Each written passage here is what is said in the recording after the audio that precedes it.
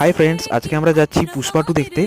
আমরা 4-5 জন বন্ধু মিলে বাইক স্কুটি নিয়ে 7 মাইলে চলে এসেছিলাম এবং 7 মাইলে প্রফুল্ল সিনেমা হলে এসছে পুষ্পা টু। আমি অনলাইনে টিকিট কেটেছিলাম এবং আমাদের শো ছিল 3:30টায়। আমরা পৌঁছে গিয়েছিলাম 3টার দিকে এবং যেহেতু বক্স অফিস পিক আপ ছিল, তো কিউআরটা দেখে আমরা ফিজিক্যাল টিকিটগুলো কালেক্ট করে নিয়েছিলাম এবং সাথে কিছু চিপস প্যাকেটও আমরা নিয়ে নিয়েছিলাম দোকান থেকে।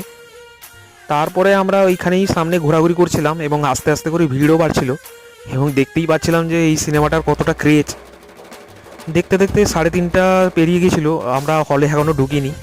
আমরা মোটামুটি হলে ঢুকতে ঢুকতে 3:45-50 মতো বেজে গিয়েছিলো এবং আমরা সোজাই ব্যালকনিতে চলে গেছিলাম, যেহেতু ব্যালকনিতে আমরা টিকিট কেটেছিলাম।